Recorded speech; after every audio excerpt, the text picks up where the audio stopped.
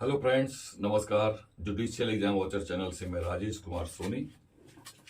आज partnership act का chapter 5 पढ़ेंगे हम लोग। और चैप्टर 5 सेक्शन 31 से सेक्शन 38 तक जाता है। और इसके हेड को अगर आप देखेंगे तो दो सेक्शन आपको उसके हेड में दिखाई देंगे। तो चैप्टर 5 है और ये जाता है सेक्शन 31 से सेक्शन 38 तक। इस चैप्टर का जो नाम रखा गया है वो रखा गया है इनकमिंग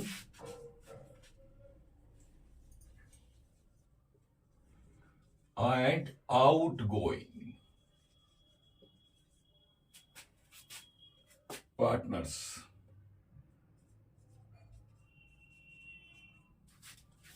ये इसका हेड रखा गया है, चैप्टर का हेड रखा गया है। इनकमिंग एंड आउटगोइंग पार्टनर्स ये चैप्टर का हेड है। तो ये जो इनकमिंग है ये सेक्शन 31 है और जो आउटगोइंग है वो सेक्शन 32 है। कहने का मतलब दो सेक्शन हेड में ही मिला दिए गए हैं। इनकमिंग से मतलब ये है कि सेक्शन 31 ये बताता है कि किसी भी पार्टनरशिप में किसी नए पार्टनर को इंट्रोड्यूस किया जाएगा, उसको इन किया जाएगा पार्टनरशिप में।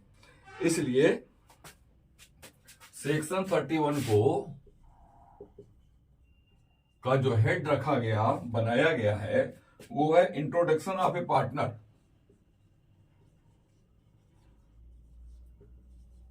इंट्रोडक्शन ऑफ अ पार्टनर ये हेड है। तो इनकमिंग मतलब इंट्रोडक्शन सेक्शन 31। तो सेक्शन 31 ये कहता है कि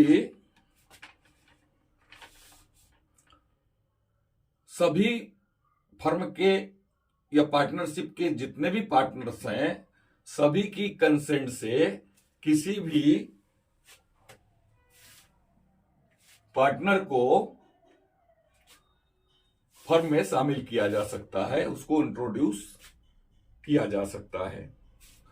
तो पहली बात इसमें यह है कि consent of all the partner इसमें भी चाहिए। Consent of all the partner, इनके कंसेंट से पार्टनर को इंट्रोड्यूस किया जाएगा। दूसरी बात इसमें यह बताई गई है कि जो भी नया पार्टनर जिस दिन को फर्म में पार्टनरशिप फर्म में इंट्रोड्यूस किया जाएगा, शामिल किया जाएगा, उसकी लायबिलिटीज उसी दिन से ही शुरू होंगी। उसके पीछे जो कुछ भी है उसके लिए वो लायबल नहीं होगा। तो दूसरा इंपॉर्टेंट बात बस यही है कि जो नया पार्टनर है, जो पर्सन है, person does not become for any act of the firm become liable भी लिखना पड़ेगा यहां पर। Of the for any act of the firm done before he become a partner, before he became a partner। बस इतनी सी बात 31 कहता है। तो 31 दो बातें कहता है, दोनों बातों को याद रखिए। इसमें से एक जो इंपॉर्टेंट एमसीक्यू बनता है वो यही बनता है कि अगर किसी पार्टनरशिप फर्म में किसी नए पार्टनर को इंट्रोड्यूस किया जाता है, उसको इन किया जाता है, तो उसकी लायबिलिटीज कब से होती है, ये उसकी लायबिलिटीज क्या होती है, पीछे से जाएंगी, प्रोस्पेक्टिव होंगी या रिट्रोस्पेक्टिव होंगी। तो ये इतना बताया गया है। तो इसमें बस इतना ही ध्यान रखना है कि जो भी पार्टनरशिप फर्म में नया पार्टनर आएगा वो जिस डेट को शामिल होता है, जिस डेट को फर्म का पार्टनर बनता है, उस डेट से उसकी लायबिलिटीज होंगी। उसके पहले फर्म के किसी भी कार्य के लिए वो लायबल नहीं होगा। बस ये इंपॉर्टेंट चीज है। और दूसरी है कि सभी का consent of all the member, all the partners होनी चाहिए। तो ये दो चीजें स्पेशली इसमें बताई गई हैं और यही सेक्शन 31 है।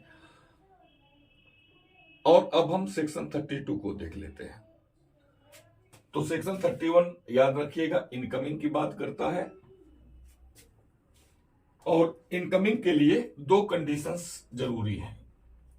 पहली तो मस्ट है और दूसरी उसकी लायबिलिटी, यानी कि जो 31 का पहला है वो बताता है उसका इंट्रोडक्शन कैसे होगा और दूसरा बताता है उसकी लायबिलिटीज क्या होंगी। बस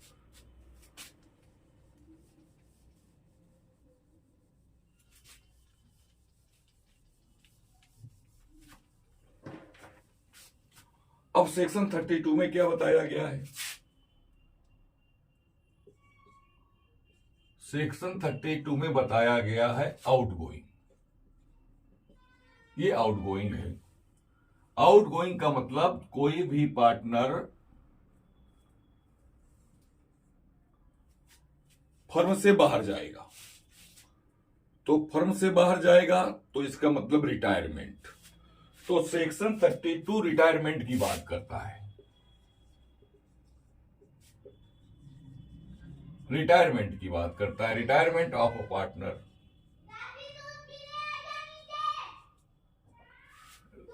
रिटायरमेंट ऑफ पार्टनर इसकी बात करता है। ठीक है। तो अब यहां पर आपको सेक्शन 32 में यह देखना है कि जब भी कोई पार्टनर रिटायर होता है तो उसके लिए क्या रिक्वायरमेंट्स हैं, क्या कंडीशंस हैं, कैसे रिटायर होगा वो।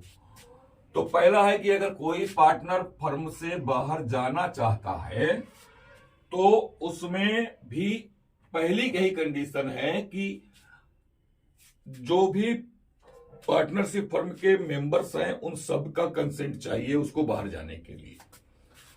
तो पहली बात है with the consent of all the partners.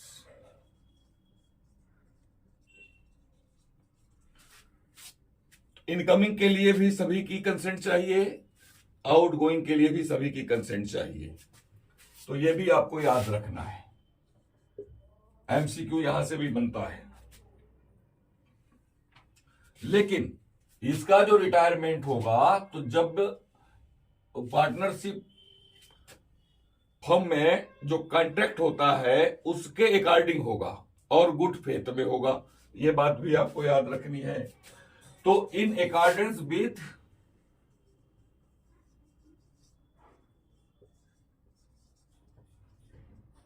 The agreement, तो विद एन एग्रीमेंट जो इनके बीच हुआ था, एग्रीमेंट में जो भी टर्म्स, जो भी कंडीशंस दी गई होंगी, जो तय की गई होंगी जब ये पार्टनर हुए थे, तो जो पार्टनरशिप डीड होगी, जो एग्रीमेंट होगा, उसमें जो टर्म्स एंड कंडीशन दी होंगी उसके अकॉर्डेंस ही इनको रिटायरमेंट मिलेगा। तो पहले तो कंसेंट होनी चाहिए और एग्रीमेंट के अकॉर्डिंग ही उसका रिटायरमेंट होना चाहिए। अब तीसरी बात ये कहता है अगर पार्टनरशिप एट विल है, अगर वो जिस पार्टनरशिप फर्म का ये मेंबर है, पार्टनर है, अगर वो पार्टनरशिप एट विल है तब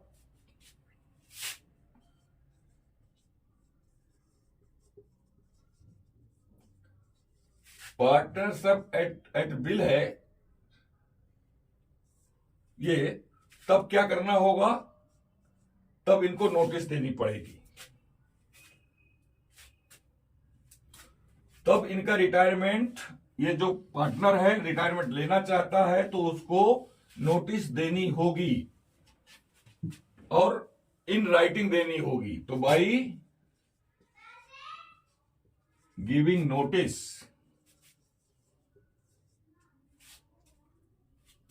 इन राइटिंग,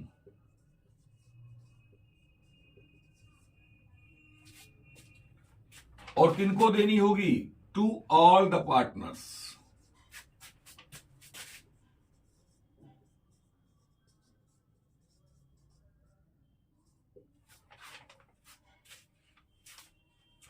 तो ये आपको तीन चीजें यहां पर याद रखनी है। एमसीक्यू यहां से भी आता है।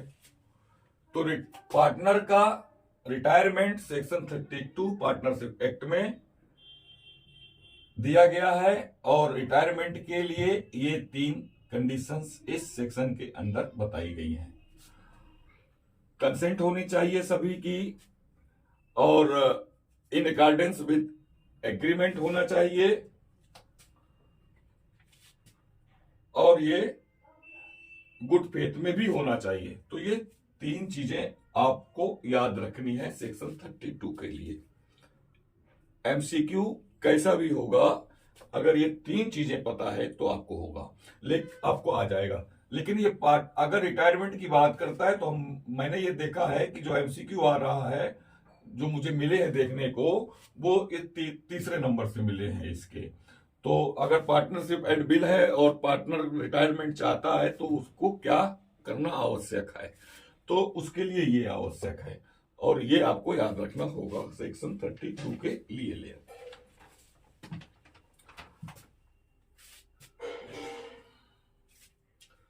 अब इसमें ये बताया गया है कि अगर पार्टनर रिटायर्ड कोई पार्टनर है तो उसकी लायबिलिटी क्या होगी।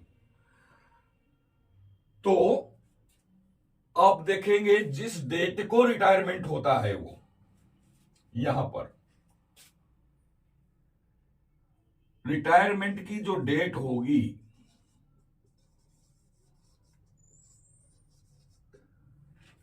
ये ध्यान रखना है आपको। रिटायरमेंट की जो डेट होगी, मैं ऊपर लिख देता हूं,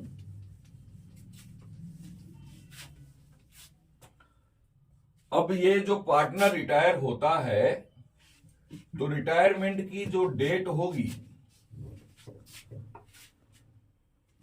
उस डेट से इसकी सारी लायबिलिटी डिस्चार्ज हो जाएंगी।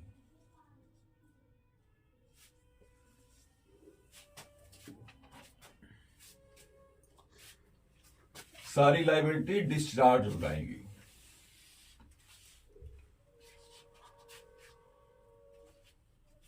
इस डेट से इसकी जो लायबिलिटी होंगी,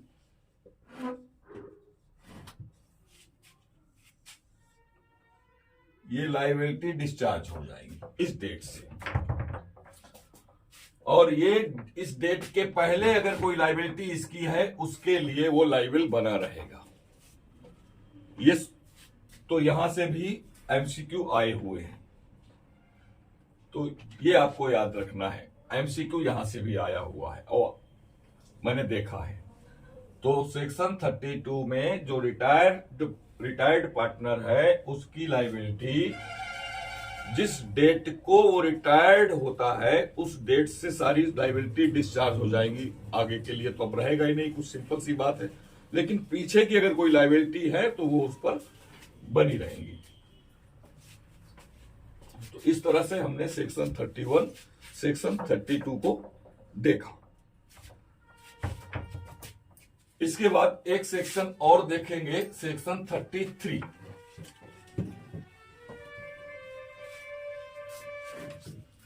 सेक्शन 33 में बताया गया है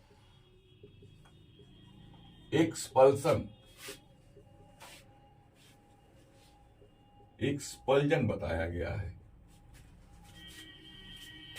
अब एक्सपल्जन के लिए अगर किसी पार्टनर को, जो पार्टनरशिप फर्म है उसके पार्टनर्स ये चाहते हैं कि कोई ऐसा पार्टनर है जो हमारी फर्म के लायक नहीं है या वो ठीक से काम नहीं कर रहा है, अपनी रिस्पॉन्सिबिलिटीज, अपनी ड्यूटीज को वो परफॉर्म नहीं कर पा रहा है बाकायदा, तो उसको उसका एक्सपल्जन भी किया जा सकता है, यानी कि फर्म से निकाला जा सकता है। तो फर्म से किसी भी पार्टनर को निकालने के लिए जो व्यवस्था है वो सेक्शन 33 में कही गई है। और यहां पर आपको मैं ये बता दूं कि सेक्शन 31 में जो consent of all the partner है, तो वहां सारे पार्टनर्स की कंसेंट की बात होती है। सेक्शन 32 में भी consent of all the partner है, तो सारे जितने भी पार्टनर्स है सबके कंसेंट की आवश्यकता है।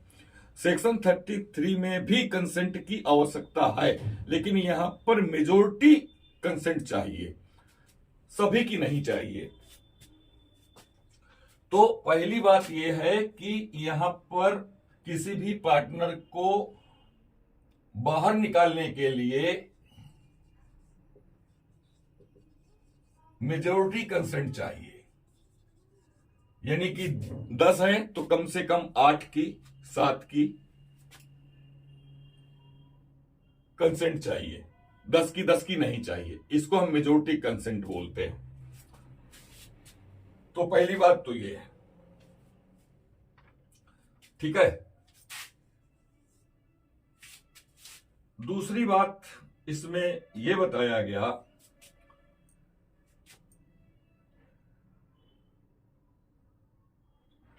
कि ये जो एक्सपल्जन है वो गुड फेथ में होना चाहिए। एमसीक्यू यहां से आया हुआ है।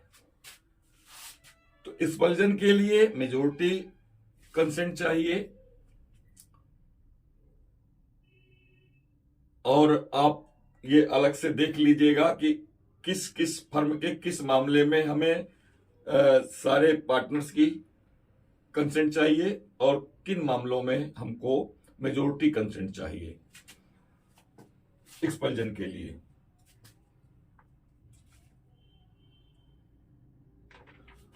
तीसरी बात इसमें यह है कि जिस पार्टनर को एक्सपेल किया जाएगा, जिसको बाहर निकाला जाएगा, उसको अपॉर्चुनिटी दी जाएगी। अपॉर्चुनिटी दी जाएगी काहे का? सुनवाई का अवसर दिया जाएगा, यानी कि उसको सुना जाएगा, उसको यह अवसर प्रदान किया जाएगा कि वो अपनी बात को कह सके। ठीक है, तो अपॉर्चुनिटी फॉर बीइंग हर्ड।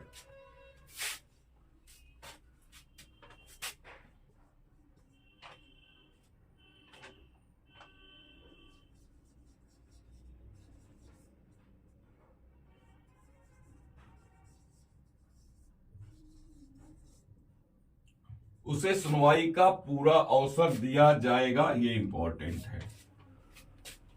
तो सेक्शन 33 के अंतर्गत अगर किसी पार्टनरशिप फर्म से किसी भी पार्टनर को बाहर करना है तो उसके लिए हमें मेजोरिटी कंसेंट की जरूरत पड़ेगी। दूसरा, उसको अगर बाहर निकाला जा रहा है तो गुड फेथ में ही निकाला जाए, ऐसी व्यवस्था करनी पड़ेगी। ऐसा दिखना चाहिए कि आप सारे पार्टनर गुड फेथ पे ही काम कर रहे हैं। दूसरा, जिस भी पार्टनर को निकाला जा रहा है उसको पूरा मौका दिया जाएगा, पूरा अवसर दिया जाएगा, उसको सुना जाएगा, उसके बाद ही उसको निकाला जाएगा। तो इस तरह से सेक्शन 33 में भी जो एमसीक्यू बन रहा है वो अब आपको दिमाग में टाइप हो जाना चाहिए। क्योंकि ये छोटे छोटे सेक्शन है, इसमें बहुत ज्यादा मटेरियल नहीं है, लेकिन जितना भी मटेरियल है वो एमसीक्यू के लिए सही है, बशर्ते आपका कंसेप्ट क्लियर हो। तो आज हमने इस वीडियो में पार्टनरशिप एक्ट का चैप्टर 5 के हमने सेक्शन 31, 32 और 33 को देखा, समझा और पढ़ा। एमसीक्यू यहां से बनते हैं, इसीलिए मैं ये वीडियो भी आपको दे रहा हूं। कैसा लगा ये वीडियो आप कमेंट करके जरूर बताइए। मेरे चैनल पे नए हैं, और आपको लगता है कि मैं आपकी जुडिशरी में जुडिशरी की तैयारी में हेल्प कर सकता हूं, तो आप मेरे चैनल जुडिशियल एग्जाम वॉचर को सब्सक्राइब कर सकते हैं। Thank you for watching.